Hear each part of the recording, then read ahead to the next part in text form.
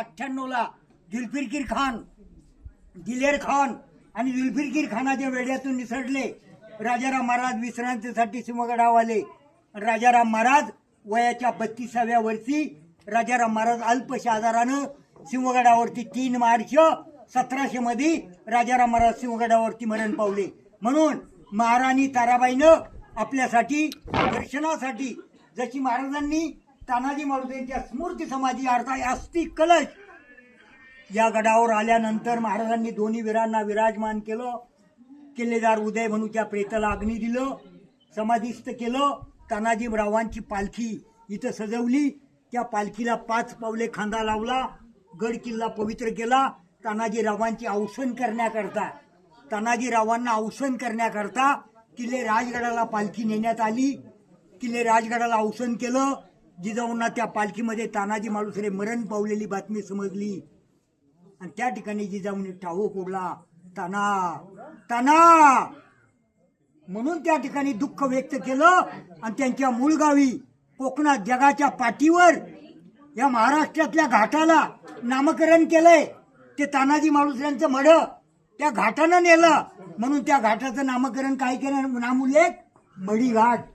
आणि मढीघाटातून पोलादपूर मार्गे तानाजी मालुसरे उंबरठला अग्नी दिलं आणि सिंहगडावरती 1672ला 2 वर्षानं 1672ला तानाजी मालुसरेंच्या स्मरणार्थी आपल्याला आठवण म्हणून या ठिकाणी स्मृती समाधीची स्थापना केली.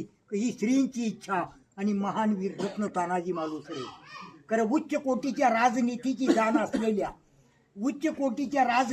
जाण असलेल्या राष्ट्रमाता जिजाऊ साहेबानं शहाजीराजांचं स्वराज्याचं स्वप्न साकार करण्याकरता ते पूर्णत्वास करण्याकरता राजे छत्रपती शिवाजी महाराजांच्या हातून पूर्णत्वास केलं आणि प्रतापगडावरती भवानी माता सुवर्ण तुला तलवार प्रज्वलित करून प्रतापगडाच्या भवानी मातेचे आशीर्वाद घेतले आणि राजानं आणि राष्ट्रमाता जिजाऊ साहेबांनी महाराष्ट्राचा दहशतवाद संपवला आणि पहिल्याच लढाईमध्ये महाराष्ट्रात अफजल खानाला ठार मारला आणि महाराष्ट्रातला दहशतवाद संपला.